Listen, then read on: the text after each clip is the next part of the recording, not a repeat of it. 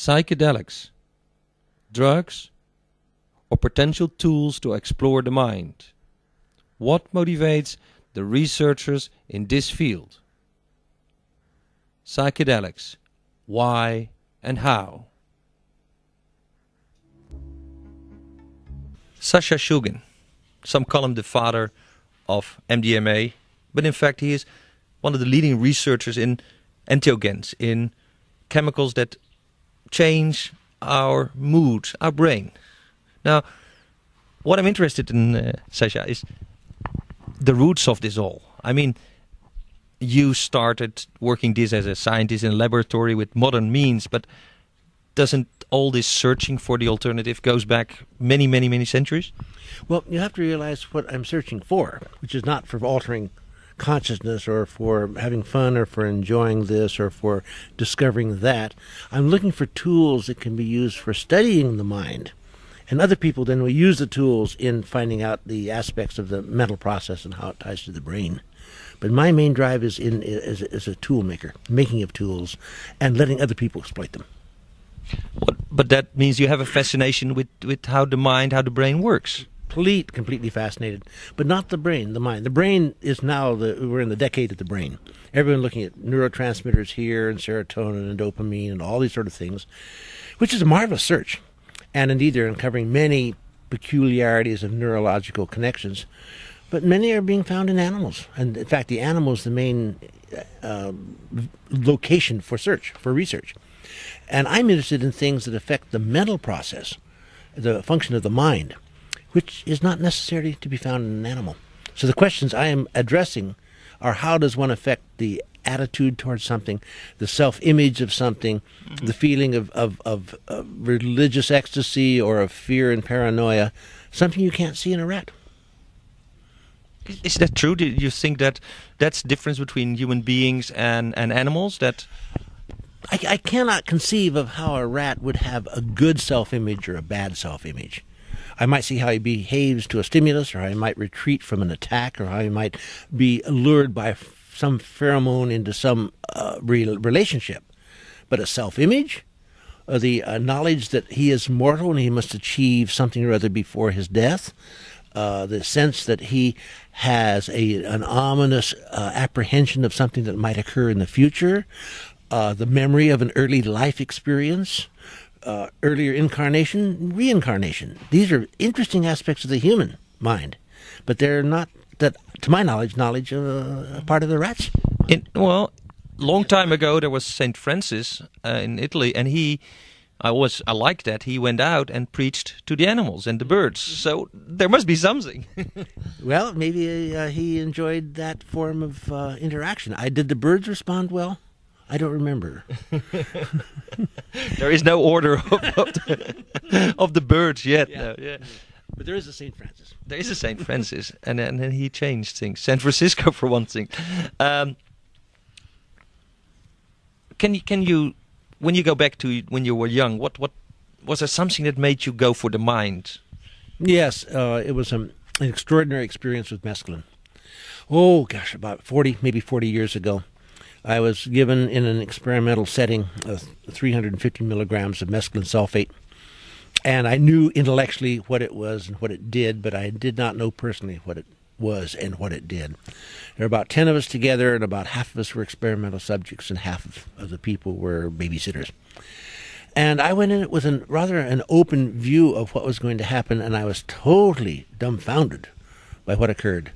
I suddenly found myself into an extraordinary world, physical world around me, visual, sensory world of color, of interpretation, of motion, of form, of shape.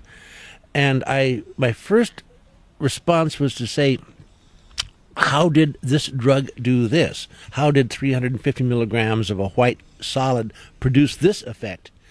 And then I realized the drug had almost nothing to do with it. That drug allowed me to realize, express, to appreciate what was there all along. And I was totally blind to it. So what it did, it catalyzed the opening of my own viewing, and that caught my fancy. And from that point on, I've been in research in this world ever since. Yeah, but go further back, because the fact that you were even willing to do an experiment like that must have had earlier roots. I mean, how was your parents? Were they obsessed with the mind? Was there a school that said, "Hey, this is"? No, I think probably immediately prior to this experiment, I had been exploring psycho-this, that changes. I had been reading everything I could upon things that were sedatives, that were narcotics, everything from vasodilators of yohimbine, which might be aphrodisiacs, to the psychedelic drugs. And the word psychedelic did not exist, but the drugs that might be involved in changing the point of view or attitude of people, things that might be in with some religious context. I was intellectually preparing myself for this event. Why was I interested at all? That would go back yet younger, when I was in my pre-adolescence, in which I found myself in a very interesting interaction with some kind of an alter me, an alter ego. I had very few, in fact, I had virtually no good friends. The few I had were either aggressive or destructive. And so I was more or less a loner. And I got deeply involved in music. I found that good retreat in that. But being in music alienated me with yet other people who were in the physical world and sports and what have you. And so I more or less pursued my own relationships with my own unconscious. And I did not realize at that time that that was a potential ally, and I saw it as a not a particularly friendly component.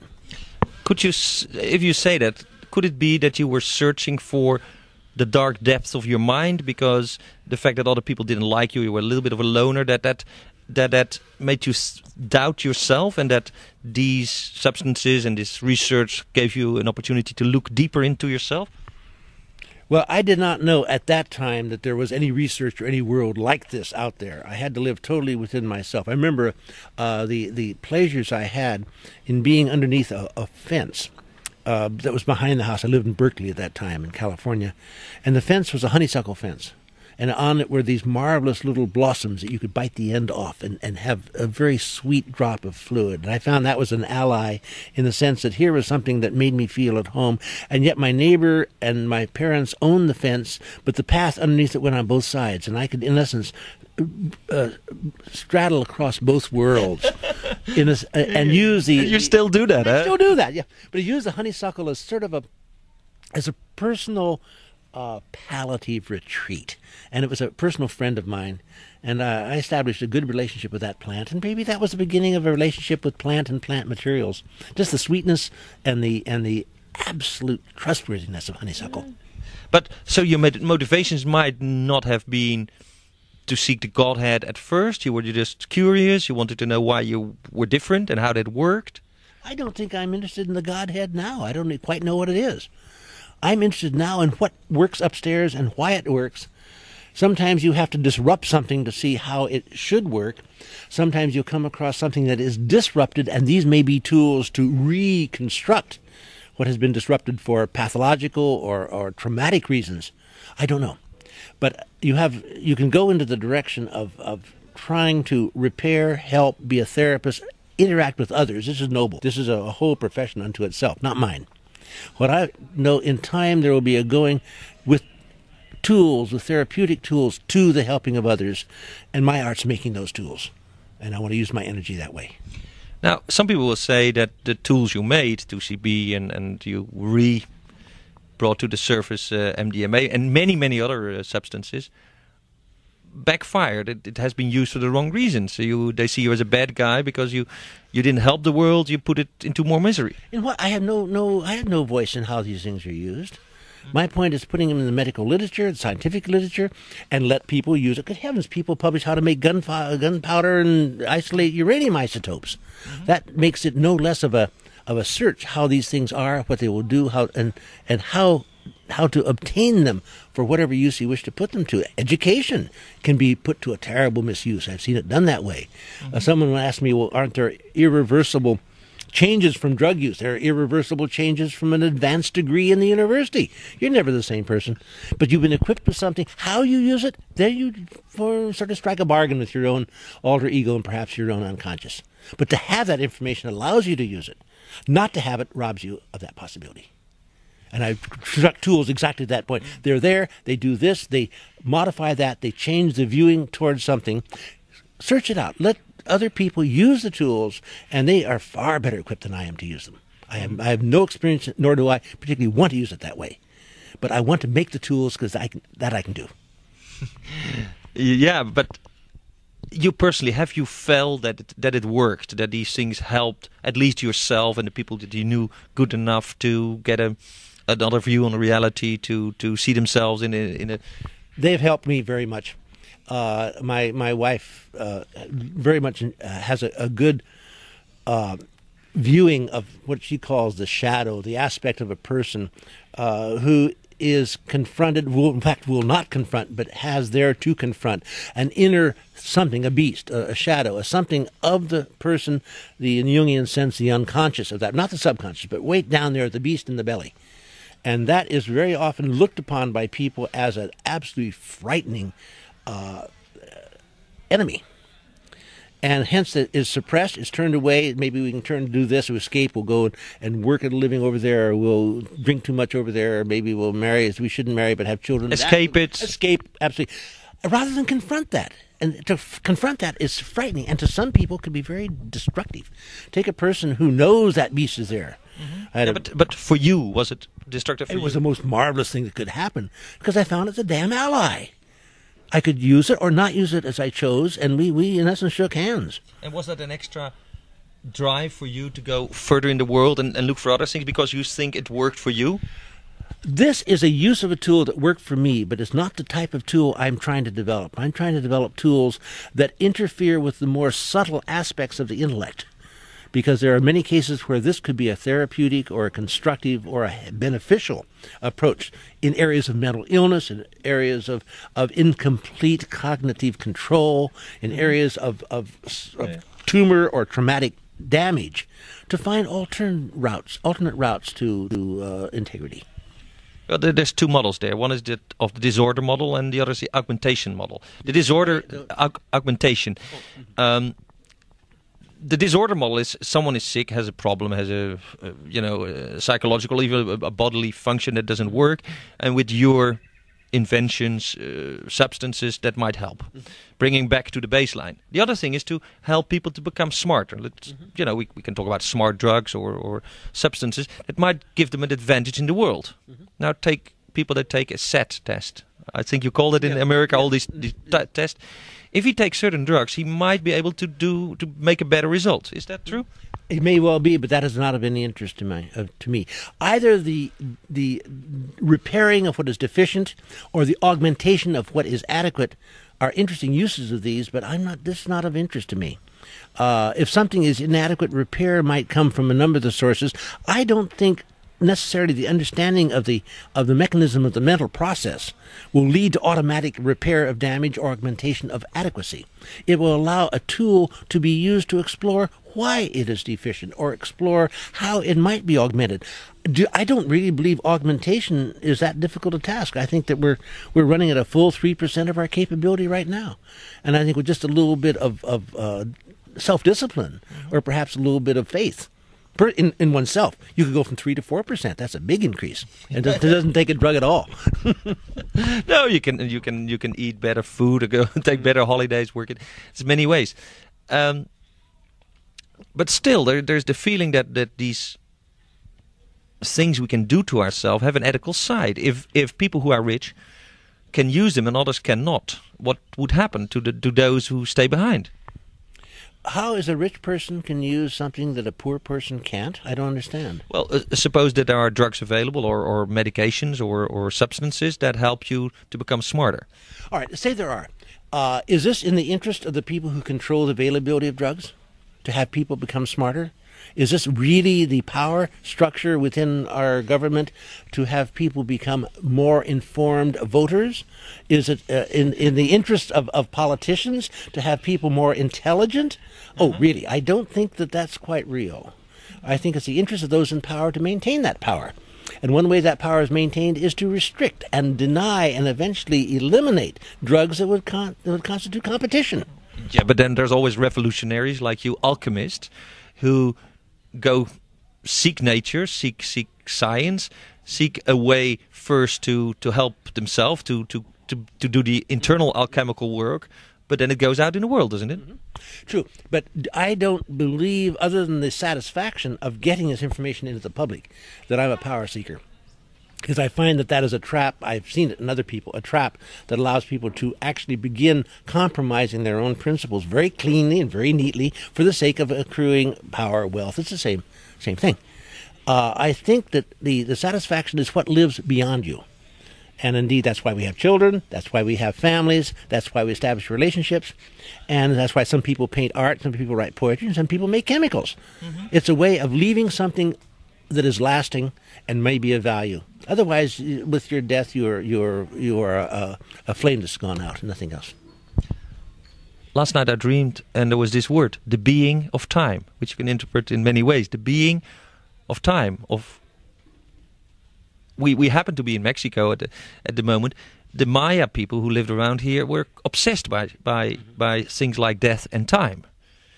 Were they also obsessed with the substances we're talking about? They have survived in many ways. One of my favorite questions I get asked when I come back from the southern part of Mexico is, where have the Mayans gone? And the question is, you answer it, you just go there and look, and they're all about you. They have indeed survived. They have survived most eloquently. I don't know where the Spaniards went, but the Mayans are still here. So in that level, they have achieved at least for the moment, immortality.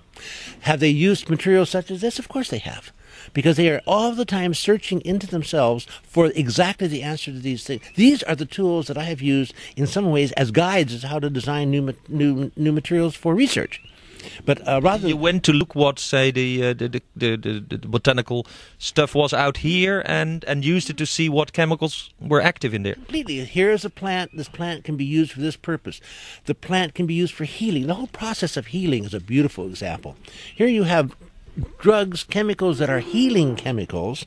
They are in plants. The ancient knowledge, wisdom of what the plants are is indeed carried from generation to generation. But a little touch. Sometimes the healing plants are used to treat illness, not in the patient, but in the physician. The physician will take the drug, will take the healing thing to be able to interpret what is wrong with the patient and be able to help the patient. A different view that comes only with the awareness that healing is a process, if you are a healer, of interaction. And but that's so funny, because you have studied the chemical interaction, which is very defined. We talk about molecules and their active parts and what you call the dirty pictures of the chemist. And now you say, yes, but there is another thing. There's the interaction. That the doctor can be the helper, but also he can be the one who takes the burden, because that's what they do. Leap ahead to the purpose I'm after, where you develop tools that can be used in studying the human mind. The person, that will require human interaction too. And that whether the tool is used in a radioactive sample to go into the brain and go into a positron emission tomography picture to see where it goes, doesn't tell you how the mind works. It tells you where the chemical goes in the mind. To understand how the mind works may take the interaction with the subject, the volunteer. It may be the researcher. It may be both, but it may be an exchange of understanding in which these chemicals merely open up doors, catalyze vehicles of expression that would not otherwise be there. These are not going to be doing things. They're going to be allowing things. Just as the plant to the medicine man in the jungle is allowed to see the definition of the illness, this is a way in which a researcher or a person who is a companion in a question is allowed to see the approach to mental process. It doesn't do things, it allows things. And that is the heart of this whole area of research. Your next book is... We have a book called Pikal, and now there's going to be a book called Tikal, which is about a different class of chemical. It's the area of these mental catalytic, so-called psychedelic or psychoactive materials. Pikal is for phenethylamines, which is about half of the psychedelic scene. The other book is about tryptamines, which is in essence the other side of the coin. Is the rest of the picture. The two members of these two classes probably constitute about 95% of all psychoactive drugs. Now, in the first book, there was a very personal account of your coming to terms with these things. It was more of an adventure on how you invented these things, or found them. Is Tikal going to have that personal aspect too? It'll have personal aspect of, but both Anne and I have covered this question already of how we got started, how we are at peace with this, and how we have formed our own relationship. Now, what have we done with it? Where have we been going with it, and where might we go with it? So that aspect will be kind of a fictionalized autobiography as well. And then the second half of the book, again, will be, as in the first book, descriptions of the drugs involved. For the people that really want to know. What I think people really want to know, are you happy? Because what's your age now? 71. You fly around the world, speak at all kinds of conferences, do work. You're still in the laboratory. You've had some problems with the law there that they didn't allow you to do some research, but you're still very active.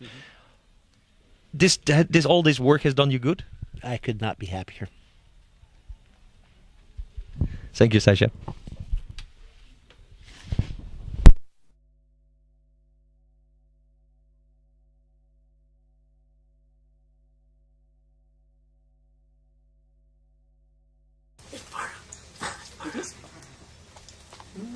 There are chemicals that are pheromones to insects, which come from plants.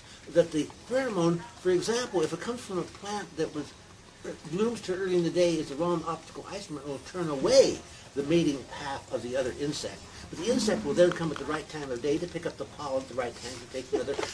Chemistry, weird pheromones, nature, I mean. Weird this, and without one, you don't have the other.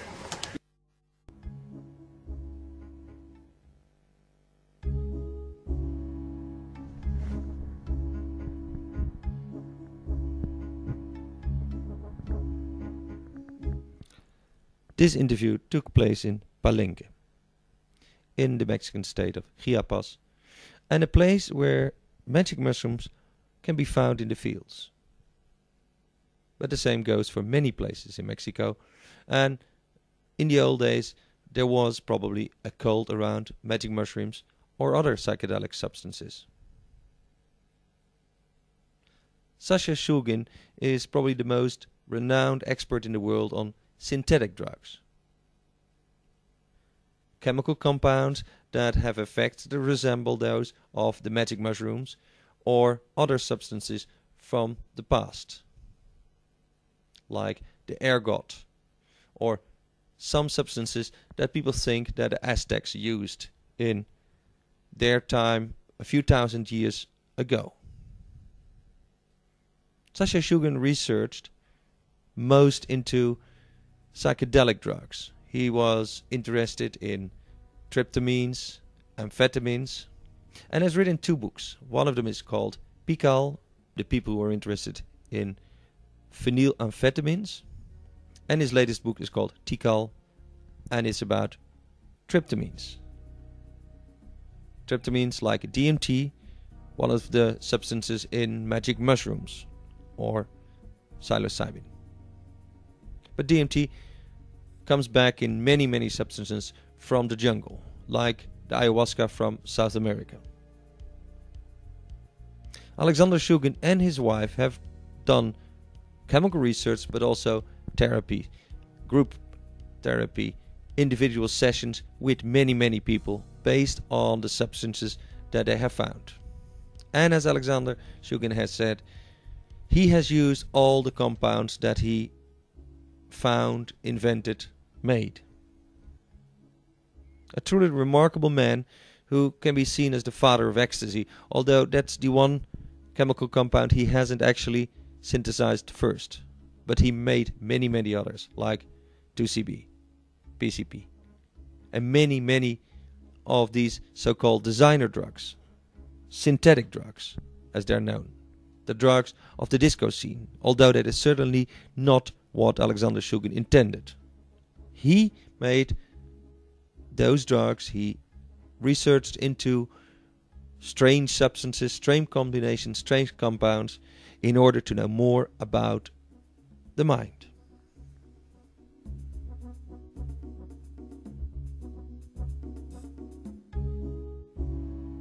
Of money in the United States. It is a political interesting point of view of the military in Mexico, as almost all the marijuana is raised by the army. And that is their direct feedback. That's how they get there. Isn't that crazy? I mean, By the way, do you think that what the Dennis Perron is doing now in San Francisco, is he going to succeed, or will they find a way to curb the whole thing?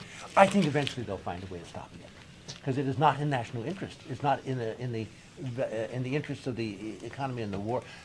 I have one chapter in the book is called Cui Bono, to whose benefit is this war on drugs? And in there I address in that country, in the United States, what is the size of the industry that is a war on drugs? Not how much money is involved. On both sides, I mean, both the criminal side and the police and as an industry. How big is that industry?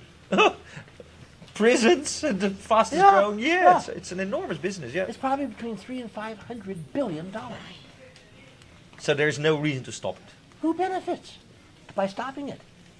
These people lose their contracting. The police lose their The State Department can no longer enter Spain with a little muscle and do this and do that.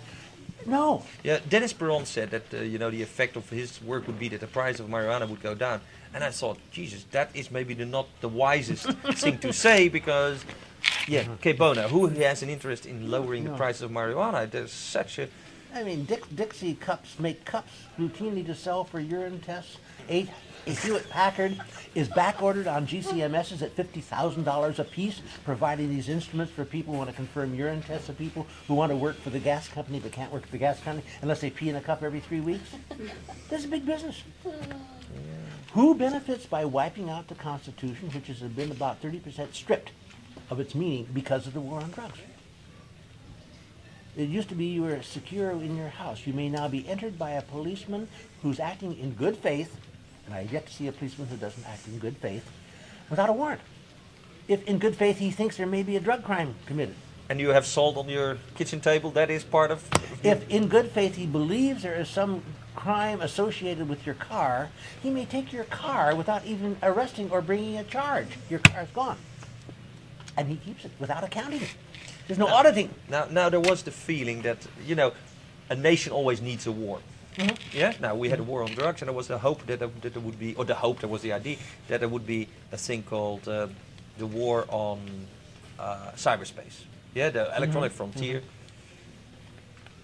the electronic hypeway, I think Max Moore called it.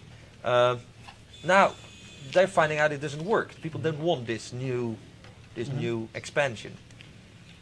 Would that revert to the war on drugs? Would they go back? Would the government, instead of spending money now on the electronic highway, go back to fighting drugs? They've never left fighting drugs. That's not. Well, people say that under Clinton there was a little bit of a less of a thing. Oh, I missed it. Yes, you think it went on as this strong as before? This is the only election I know of in which a Republican ran against a Republican. No, Clinton to win as the things. He says every teenager, we're going to have this McCafferty figure a way we can get this into law and so forth. Every teenager who applies for a driving license shall take a drug test. My question is, and if he fails, you can deny him the license? But 3 out of every 100 tests are false positives. Are you going to deny 3 out of every 100 teenagers a driver's license because your tests are mediocre? What are you going to do with the people who fail? Tell them to come back in 6 months? They never answer these questions. Everybody, if you get a little spot test and you're positive in a urine, of course you realize that morphine has now been shown to be a natural component of the brain, beside bagels giving you opium poppies things. You drive down on a bus in the back of a bus going from here over to Villahermosa, and that pot smoking back makes you positive urine, marijuana for the next 3 days. That's not of your doing, but you're positive, and 3 out of every 100 are false anyway. You're condemning. Why are making people this nearly fascist, frightening society? Because it's not good for our health. health. No, it's not good for our health. It's not good for the Constitution, right? Because it is a control. Why do people form police states? I lost the thread. Why were the national movements in Germany in the late 30s what they were? To cleanse and make the society clean and homogeneous and lead to the Fourth Reich and the better state? Why? Because jolly people got their jollies out of it. They were in power and they could run it. And we have exactly the same thing in the United States.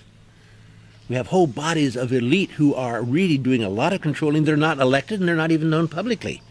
You have the General Service Administration. You have hosts of advisors into the military and in the executive who are not publicly known figures. Why is it that the pollution that is outside in the world and that we know has also really invaded our political system then? When was it free of it? The pollution. I know, but we were never free of it. We've always had a form of pollution in the real real world and in the virtual world. Yeah. That is the way of politics. The way of the warriors, in the other sense. Not a nice way.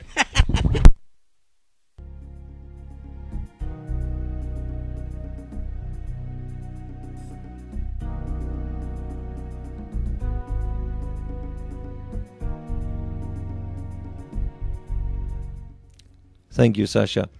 And who knows what you will find in the future.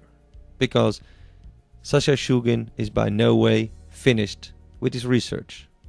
His research in what a free mind can find.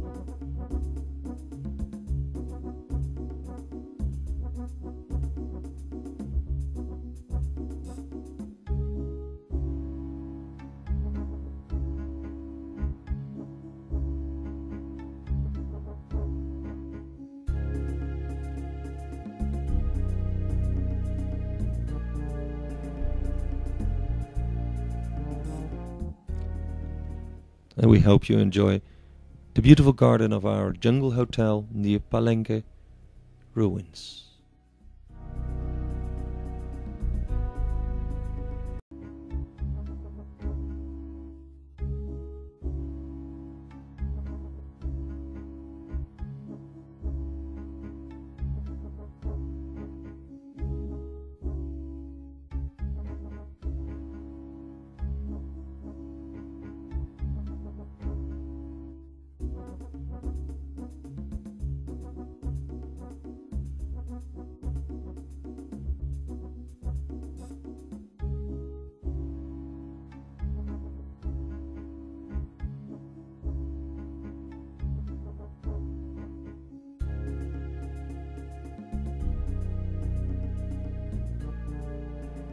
That change our mood, our brain. Now, what I'm interested in, Sasha, is the roots of this all. I mean, you started working this as a scientist in a laboratory with modern means, but doesn't all this searching for the alternative goes back many, many, many centuries? Well, you have to realize what I'm searching for, which is not for altering consciousness or for having fun or for enjoying this or for discovering that. I'm looking for tools that can be used for studying the mind. And other people then will use the tools in finding out the aspects of the mental process and how it ties to the brain. But my main drive is as a tool maker, making of tools. The self-image of something, the feeling of religious ecstasy or of fear and paranoia, something you can't see in a rat. Is that true? Do you think that that's the difference between human beings and animals? That I cannot conceive of how a rat would have a good self-image or a bad self-image. I might see how he behaves to a stimulus, or how he might retreat from an attack, or how he might be lured by some pheromone into some relationship. But a self-image, the knowledge that he is mortal and he must achieve something or other before his death, the sense that he has an ominous apprehension.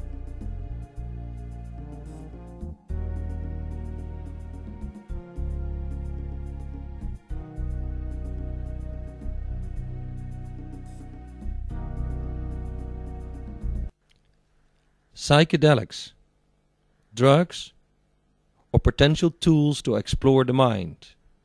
What motivates the researchers in this field? Psychedelics, why and how? Sasha Shulgin, some call him the father of MDMA, but in fact he is one of the leading researchers in entheogens, in chemical... And letting other people exploit them. But that means you have a fascination with how the mind, how the brain works. Completely fascinated, but not the brain, the mind. The brain is now, we're in the decade of the brain. Everyone looking at neurotransmitters here and serotonin and dopamine and all these sort of things, which is a marvelous search. And indeed, they're uncovering many peculiarities of neurological connections, but many are being found in animals. And in fact, the animal is the main location for research. And I'm interested in things that affect the mental process, the function of the mind, which is not necessarily to be found in an animal. So the questions I am addressing are, how does one affect the attitude towards something?